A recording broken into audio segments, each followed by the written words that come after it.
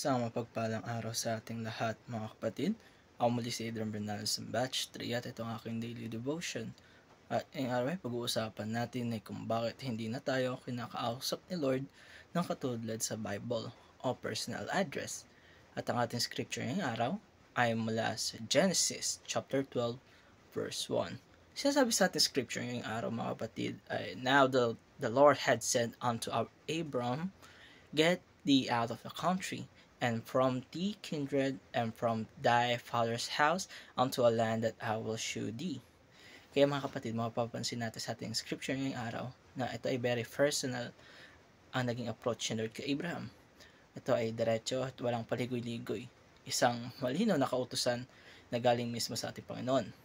Kung kaya ngayon, mga kapatid, ay nagtatanong tayo sa ating mga puso na bakit ngayon ay parang hindi na ganito kinakausap ni Lord? At bakit hindi natin kinakausap ng Diyos ng ganito kadirect? Unang-una, mga kapatid, noong panahon ni Abraham, wala pang written word, wala pang Biblia, kaya si Lord kinakausap talaga ng audible voice o visions ang mga tao tulad ni Abraham, Moses at Samuel. Sila yung mga tinatawag na patriarchs or prophets. Sila ang mga piniling vessels ni Lord to carry out a divine purpose. And madalas, direkta ang communication nila kasi wala pa tayong complete written revelation ng Diyos.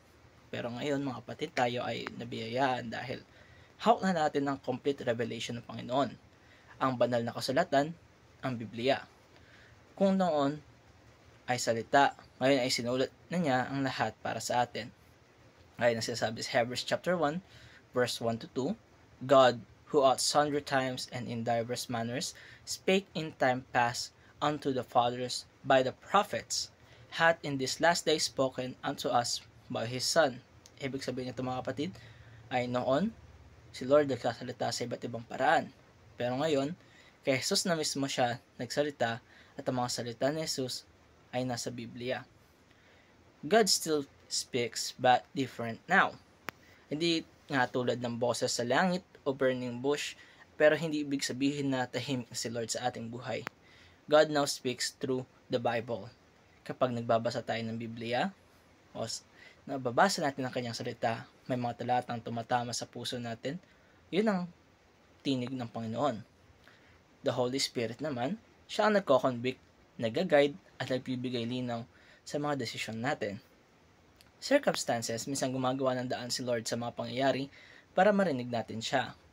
At fellow believers, ginagamit din ni Lord ang ibang Kristiyano para i-confirm ang kanyang mensahe sa atin. Kaya wag natin isipin na tahimik lamang si Lord, mga kapatid. Hindi lang siya nagsasalita ng audibly o katulad natin, pero siya ay active sa ating mga buhay. God desires relationship, not just dramatic encounters.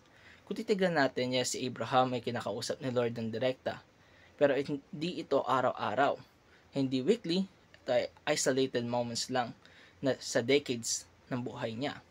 Pero tayo, mayroon tayong access araw-araw sa salita ng Panginoon.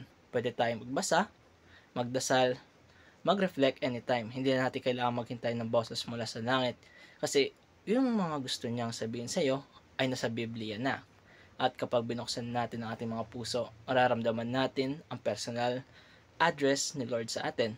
Maaaring hindi natin siya marinig gaya ng dati, pero siya ay mararamdaman natin ang kanyang leading, kanyang conviction, at ang kanyang assurance sa atin. Kung kaya, mga kapatid, dito nagtatapos ang aking daily devotion. Maraming salamat sa panonood.